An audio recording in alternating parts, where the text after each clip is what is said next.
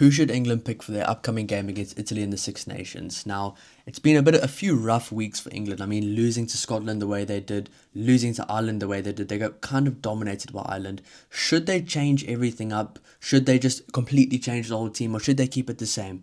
Now, in this video, I'm going to be kind of going through who I think they should pick and who I think they could pick and who I think they probably will pick. But there definitely will be a few changes from what I probably do predict. But some of them might not be as drastic as some of you might think. But if you do enjoy the content, don't forget to like and subscribe to help the channel grow.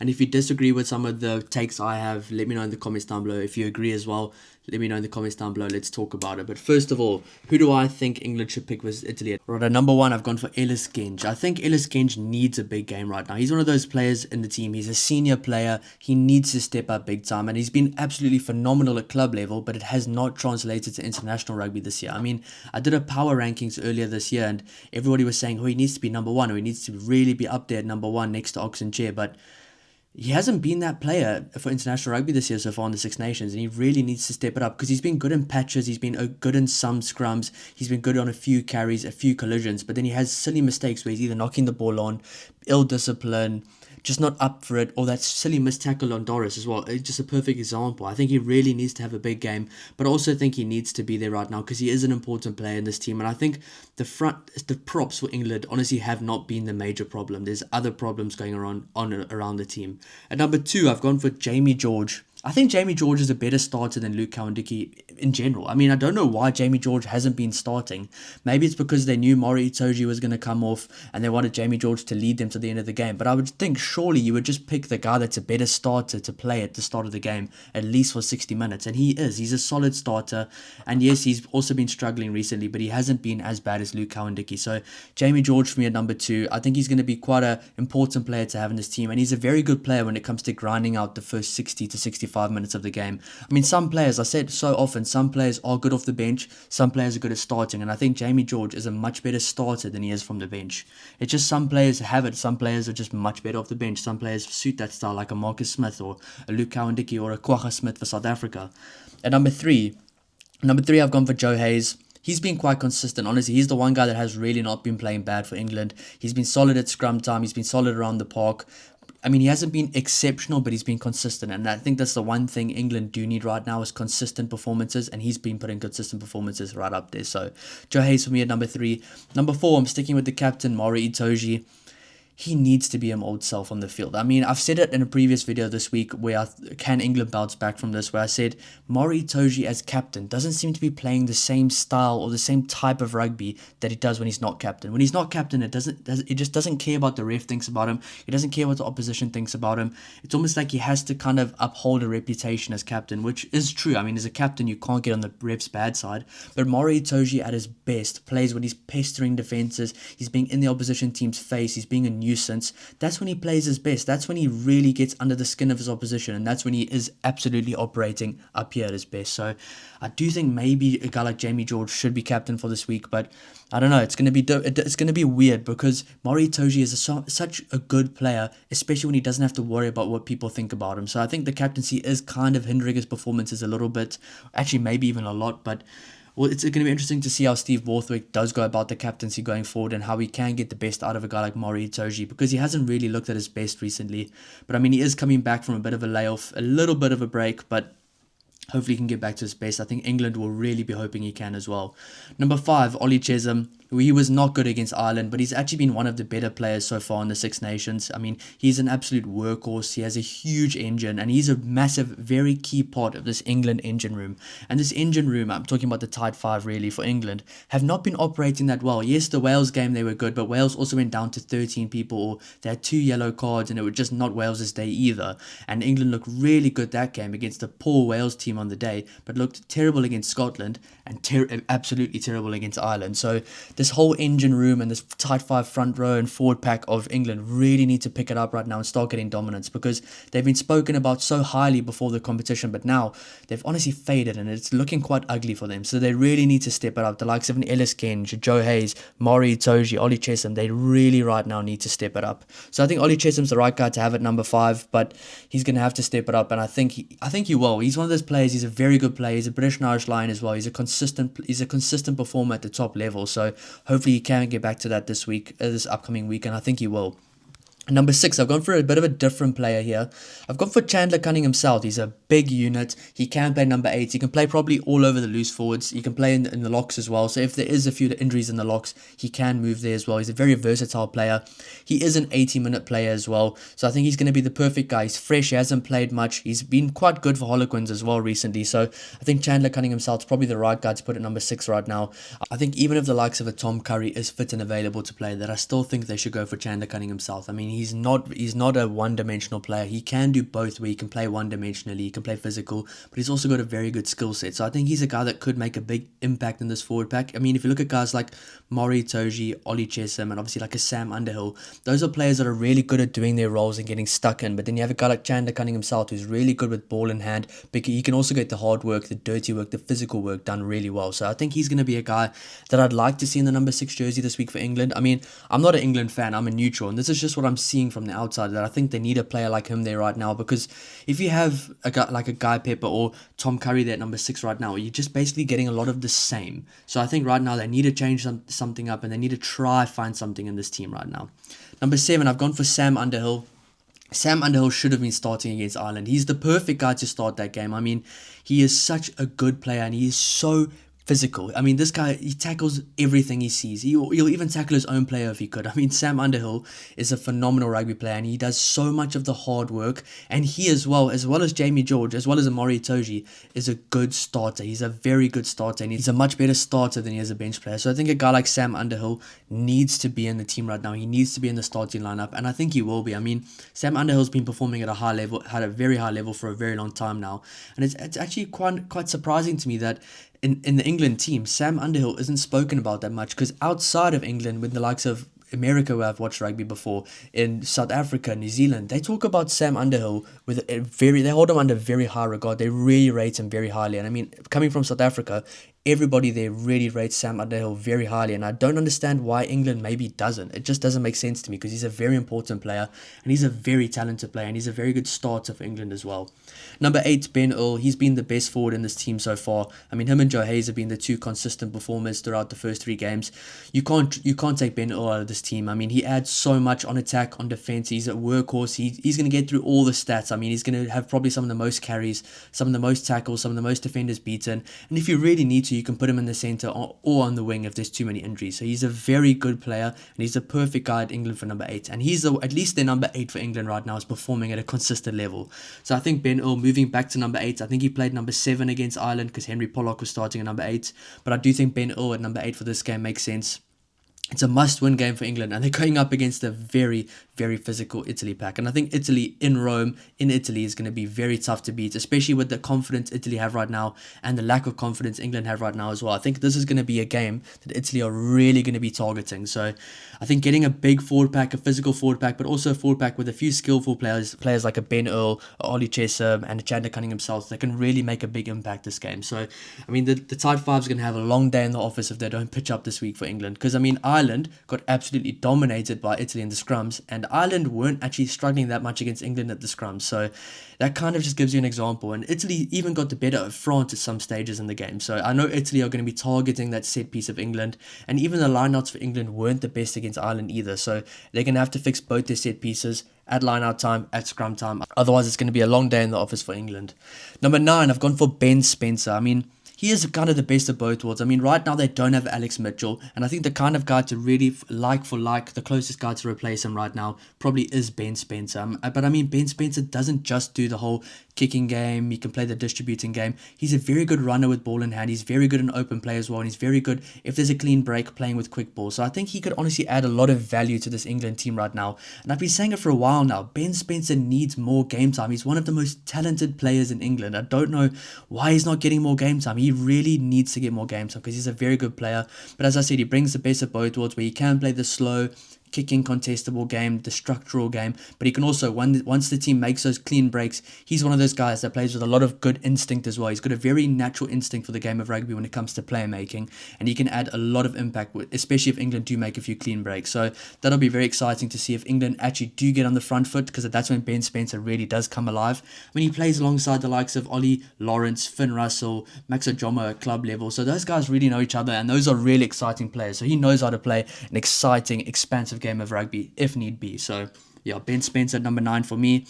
Number 10, I've gone for George Ford. I mean, I think he's Steve Borthwick's guy. I don't think he's going to change him. Let's be honest. I think George Ford is in this team to the next World Cup. And I think the 2027 World Cup, George Ford is the number 10 for England. They're going to try build things around him right now. They might change things around him, which I think they will do this game. I think they're going to make a few changes in the centres, maybe at fullback as well. That's just what I think is going to happen.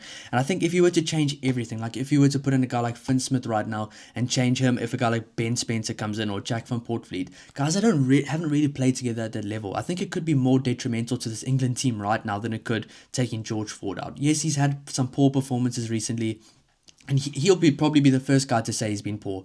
But he is Steve Borthwick's guy right now. He is the number 10 for England, and I think he's going to be the guy they take forward. If George Ford doesn't play this week, then I do think Finn Smith will be the guy that gets the start, but realistically, I don't see that happening. And if Finn Smith does get the start, then hopefully he can take it with both hands, because I do think Finn Smith is the future flyer for England, especially 2028 going on to 2031. Definitely. But I think looking ahead to 2037 right now, trying to solve problems week in, week out, you have to go with George Ford. Because what happens in the World Cup, if you have a bad performance, yes, you win a game by 1 point, you have a bad performance, what are you going to do the next week? You're not going to change the whole team. You might change one or two things, or you might actually just change the style of play, or change a few little things in the team, but you're not going to change the whole team, especially not the fly half. So I think George Ford is going to be the guy they stick with going forward, and I think he's going to have a good game. I am confident that he'll have a good game, but I think it's going to be very difficult if England's forward pack don't get on the front foot. But if England's forward pack don't get on the front foot, then it's going to be extremely difficult for George Ford to look good. I mean, no scrum half or fly half can ever look good on the back foot. I mean, especially in international rugby with the amount of pressure they're under. So there's a big emphasis and a big responsibility for the England forward pack to actually pitch up. And they talk a lot. They say, we're going to do this, we're going to do that, we're going to bounce back. But the England forward pack actually needs to show it this week. And yes, George Ford also needs to really stand up and actually kick those balls out for the line. But I think when things do click for him, he'll show why he's the number 1, number 10. This is just coming from a neutral as well, guys. I am a neutral. I'm not even a George Ford fan. I actually do like Finn Smith a lot. I just think right now, looking forward, George Ford's probably the right guy to have in the number 10 jersey. Number 11, Henry Arundel. I don't think they'll change him. He's a young guy with a lot of excitement. They're still trying to get him more experience, trying to get him into the game more. I think the one point of emphasis for Henry Arundel to really work on and improve is his work rate around the field. I think if you look at Tommy Freeman on the other wing, he's working off his wing. He's scoring tries in the centres because he's working off his wing. He's running off the shoulder of people. He's getting involved. And if you look at Robert Balogun in the last game against England, he was one of the best players on the field and almost won man of the match because he was so good at working off his wing. Most of the things that Robert Balogun did well wasn't even on his wing. So a guy like Henry Arundel has to do a lot more work off his wing, and he has to get a lot more involved, because the great wingers in the world, if you think of the likes of a Brian Abana, if you think of the likes of a Nehemiah Oniscara in his prime, think of the likes of a Tommy Freeman now, or Cheslin Colby right now, or a Damien Penaud, or a Louis Bilbari, they all work very well off their wing. They don't just stay on their wing and wait for it. Yes, they score very good tries on their wing, but they also score a lot of good tries by putting themselves in good positions by coming off their wing. So I think Henry Arundel has a long way to go, but I do still think they should go with him, because he's a very, very, very dangerous player, and I think if he does get the opportunity, he will score the try, which is very important to have in a team. So I think Henry Arundel at number 11. Number 12, I've gone for a change. I've gone for Max Ajomo. I think it's time to give him an opportunity. I think he is such a good player, and I think he's one guy that really deserves an opportunity. I think if you look at the likes of a Fraser Dingwall, you do understand, you do know what you're going to get from him. He's actually a very good player, especially when they play on the front foot, but he's not really that much of an athlete when it comes to breaking over the advantage line. And Max Ajomo can kind of do both for you. He can get over the front, you can get over the advantage line, he can give you that front foot dominance, but he's also a very talented ball player. He's got a lot of ball skills as well. So I think Max Ajomo in the number 12 jersey will be perfect this week. Putting him alongside at number 13, Ollie Lawrence. I think Max Ajomo and Ollie Lawrence will work so well together. They're doing it very well at Bath right now, and I think they can replicate it on the international stage. And I think they should have done this earlier. Obviously, there was a few injury concerns for Ollie Lawrence, and I do think playing a guy like Max Ajomo alongside a guy like Ollie Lawrence will only bring out the best in him. They're a combination. They know how to play together, and I think an international level, especially if you're bringing guys in that are still a bit inexperienced like a Max Ajomo, who had a good game against Argentina last year, putting him alongside a guy he's used to, he's comfortable with playing playing next to, and then you also have a guy like Ben Spencer there, it'll only help him on the field. I mean, a 9 and a 12 actually link up a lot more than people think. Think about scrum time, think about line-out time, and I think Ben Spencer, if he's playing alongside a Max Ojomo, it'll also help a guy like him feel a lot more comfortable on the field. So that's just something I've realized.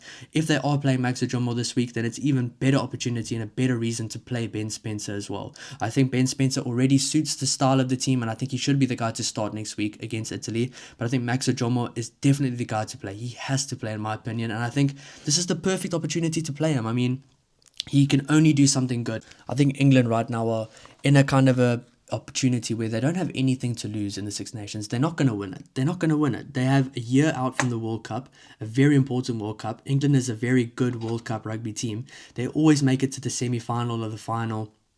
Obviously not 2015, but I won't rub that in for England fans. But I mean, they are a very good World Cup team, and it's because of how they prepare for a World Cup, how they get other people involved, where if they do have injuries, people can come in and they look just as good, or they are big players. I mean, throughout the years, they've had some really good players, but they've also been really well prepared for World Cups. And I think this right now gives them an opportunity to kind of prepare other players. And I think England will be well prepared for the World Cup. I mean, if you think of the centres, they've got so many good centre options. At scrum half, they've got so many good scrum half options. They've got 3 good fly half options. They've got really good options at the prop. They've got really good options at lock as well. I mean, in the loose forwards, they have so many options as well. So I think this is a good opportunity to kind of bring a few guys in, not too many guys at once, and bring a few guys in, give them an opportunity alongside guys they are familiar with, and see how they do at this level, because they could maybe be the number one option going forward. I mean, if a Max Ojomo and Ollie Lawrence show Steve Borthwick something really good and show him something like, oh wait, they can be ball players, yes, they can play out the back of George Ford, but they can also get really good go forward ball, and they're both really good athletes, that could probably be a better answer for him going forward than just a number 12 that's only good at playing out the back as a playmaker. So that's what England's done for a long time now, and hopefully this game can allow them to maybe give guys a few more opportunities and see what they have in store for them. So number 13, I've gone for Ollie Lawrence. I mean, obviously he's going to play there. He was one of the standout players against Ireland. He's a very good athlete. He always gets over the advantage line. I did like Tommy Freeman at number 13, but I think having those two on the field together, it's a bit of a no-brainer. It just makes sense. Maybe down the line we'll see Ollie Lawrence at 12 and Tommy Freeman at 13, but I don't think that'll be next week. And if you have a guy like Max Ojomo as well, he's a really good player, you kind of have to account for all of them being in the team. So I think Max Ojomo at 12, Ollie Lawrence 13, and then at number 14, Tommy Freeman.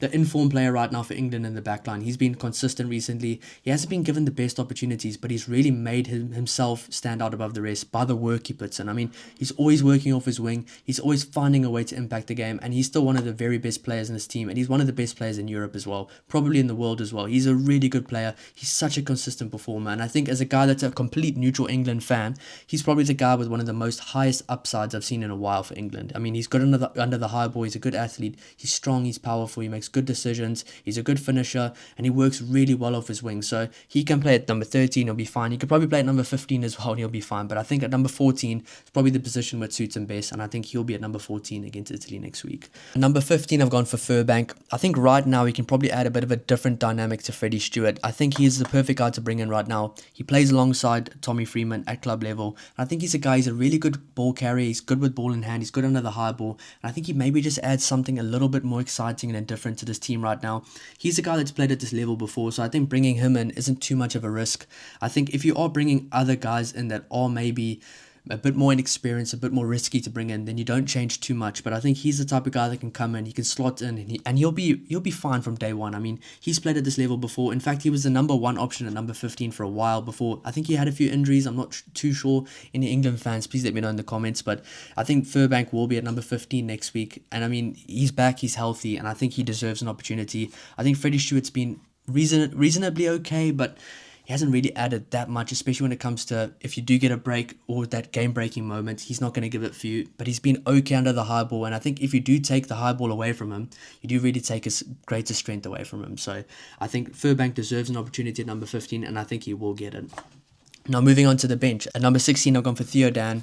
Look, Luke Cowan-Dickey's been poor recently, and I've always liked Luke Cowan-Dickey as a player. I've thought he's been excellent always, and I've always thought he's a much better player off the bench. He's not a good starter compared to the likes of a Jamie George, but I think right now Theo Dan's the right guy to play. He's been on good form at club level. He's been playing in international rugby for a while as well. Theo Dan's not new to this. He's not inexperienced. He might be a bit more inexperienced compared to some of the more experienced guys in the team, some of the more senior guys, but he's played there quite a few times before. I'm not even sure how many caps he has. I'm pretty sure it's more than 10 by now, but he's played quite a few games games at international rugby, and I think he's the perfect guy to have there right now. I mean, he's a very good number 3 option at hooker. If you think your top 3 options at hooker are Jamie George, Luke Cowan-Dickie, and Theo Dan, I think you're in a pretty good spot. So hopefully Theo Dan can come in, he can hit the lineouts well, he can make a nice big impact off the bench, and this is kind of a combination that they're used to at club level. I mean, Jamie George starting for Saracens or Theo Dan starting, but either way, both of them are working at club level together. They know one always comes off the bench, one always starts, and I think Theo Dan is comfortable in that role, and I think he'll do just fine. Moving on to number 17 and number 18, I've gone for Bevan Rodd and Trevor Davison. I don't think they've been bad. I don't think they've been getting dominated. I don't think they're worthy of losing their spots right now. Maybe if the coaches do want to try something different or see some players, then maybe they will. But I think right now, those are 2 guys that they don't really need to change, so I don't think they should. Look, I don't think this game should be too many changes for England. I don't think they should just change everything, but I think every single change they have has to have a purpose or an absolutely good reason. So I think some of the changes I have said, like a Chandler Cunningham himself, or Ben Spencer, or Max Ojomo, they've all had good reasoning. So I think if you guys do agree, let me know in the comments. If you disagree as well, please let me know in the comments. Let's talk about it. But that's just what I think. I think making too many changes, especially at international level in the Six Nations, is a bit silly, and it could easily come back to bite you. So I think if you were to make a few changes every week and maybe funnel guys in with the experienced guys, that's probably the best way forward. Number 19, I've gone for Alex Coles. A bit of a no-brainer. He's a very good player. I was tempted to start him, but I think Murray Itoje is the captain in this team right now. He needs to pick up his game, yes, and I'm pretty sure he will. I mean, he's played at that high level for a very long time. It's not like he doesn't know what he has to get out of himself or what he has to do in the week to prepare to play at that level. So I'm pretty sure having 2 weeks off will allow him to really get back to his best. So I think having a guy like Alex Coles can add a lot of valuable impact off the bench. I mean, he is such a good player. He's such a hard worker. I like to kind of compare him to the likes of a Franco Mostert because he works really hard and he often doesn't get at all the accolades he deserves for it. So Alex Coles is a very good player. He plays really well for Northampton Saints. He is a natural leader. I think he's a really good guy to have in this team, and he's a guy I really like right now in this team. So number 19, Alex Coles. Now moving on to number 20. Number 20, I've gone for Henry Pollock. Look, I don't think Henry Pollock's been bad at all. I think he's been one of the better players in the squad right now in the Six Nations. He's added energy. He's come on. He's tried to do his best to get go forward ball against Ireland in the first few minutes of the game. He was really getting go forward ball, working hard on the ground to get back up if they didn't hold him. He was the one guy that was playing with a bit of desperation. But I still think right now Henry Pollock is better off the bench for England. I mean, I've said it before. Some players are better starters, some players are better off the bench. And I think Henry Pollock can really impact the game in a good way off the bench. He can be a starter. By all means, he can start. But I think right now, if you have guys like Chandler Cunningham South, Sam Underhill, Tom Curry, Guy Pepper, Ben Earl, they are better starters right now. I'm not saying they're better players, but they are better starters, as in they can grind out those first 60, 65 minutes. Then you have a guy like Henry Pollock, who's really fast. He's an athlete. He can be a game changer. He can score really good tries, almost like a back. He can come on and really change the game, especially if given a good opportunity or a half gap. I mean, he's a very fast forward, and I think he can come on and really make an impact and maybe even score 1 or 2 tries at the end of the game. So I think Henry Pollock at number 20 is probably a good choice going forward. I think dropping him out the team would be silly because it might damage a guy like his confidence, and I think he's been quite good recently. He hasn't been bad at all, so keep him in the team. Reward guys that have been playing decent or above average compared to the guys that have been playing poor. Number 21, this is one I'm excited about, and hopefully they do it. Number 21, I've gone for Greg Visselau. I think having Henry Pollock and Greg Visselau off the bench together, 2 youngsters, 2 very exciting prospects in international rugby. This can only be fireworks. This can only be exciting. I really like Greg Visselau. I mean, he has to be on the bench. If given the opportunity, Steve Bortwick has to put a guy like him in. I think that Greg Visselau really would suit this England team right now. And he's kind of the way he plays rugby, the style he plays, is like perfectly suited for international rugby. He's so competitive in every single facet of the game that I think he can be a really good impact instantly at international level. I do think he's probably a better starter right now, but I think playing him off the bench is probably the best way to bring him on. I mean, he'll probably feel more comfortable coming on along the likes of a Jack van Portfleet, Henry Pollock, Alex Coles, some younger guys around him, guys that he's known throughout the ranks as well. And I think he'll be really good when he does come on. So I think Greg Visselau at number 21. I think if they have the opportunity to, they have to play him. Number 22, I've gone for Jack van Portfleet. I also think he's a guy that's better to bring off the bench. I think he can make a lot of good impact, especially when the game isn't the balance. He's got a massive boot. So if you are in the lead and you're trying to kind of stop them from getting any points, you can kick that ball down far. I mean, against Ireland, he showed off his kicking skills. He really box kicks very far. He's got good hang time, but he's also a good ball runner with ball in hand. So I think he's a good guy to bring on at the end of the game when there's a few breaks, when the game maybe maybe swinging in a certain direction, if the game is kind of going in England's direction, momentum is swinging and quite heavily, he's probably a good guy to bring on, especially with the likes of number 23, Marcus Smith, who I've gone for as well. So I think if you have the likes of a Henry Pollock, a Greg Visselau, Jack van Portfleet, and Marcus Smith, that's very exciting. And I think if the momentum is swinging England's way, those guys are perfect guys to bring on and really just nail it down. And because they can really do something really good to get some quick tries for England, be very exciting. And they are guys that are very unpredictable as well. I think one thing I said was lacking in this England team is unpredictability. And obviously when it comes to the first 60 minutes, sometimes it's difficult because both teams are so focused, so locked in, and it's really difficult to grind each team down and really break down their defenses. But once that does start to happen, the momentum starts to tip or the damn wall starts to break. These guys are the perfect guys to bring on and just absolutely destroy that damn wall and absolutely get all the momentum on England's side. So I think right now, my team that I've gone for: number 1, Ellis Genge. Number 2, Jamie George. Number 3, Joe Hayes. Number 4, Murray Itoje. Number 5, Ollie Chesham. Number 6, Chandler Cunningham South. Number 7, Sam Underhill. Number 8, Ben Earl. Number 9, Ben Spencer. Number 10, George Ford. Number 11, Henry Arundel. Number 12, Max Ojomo. Number 13, Ollie Lawrence. Number 14, Tommy Freeman. Number 15, Furbank. Number 16, Theo Dan. Number 17, Rod. Number 18, Davison. Number 19, Alex Coles. Number 20, Henry Pollock. Number 21, Visselau. Number 22, Jack van Portfleet. Number 23, Marcus Smith. Let me know in the comments if you guys agree with it. If you disagree with it, let's talk about it. But that's just a team I think they probably could choose that could do well against Italy. Some changes, some guys being rewarded for form, some guys being rewarded for form at club level, some guys maybe being dropped for a game or two based on their recent poor form. But this is just what I think they might go with and what I think they probably will go with. See you in the next one. Cheers.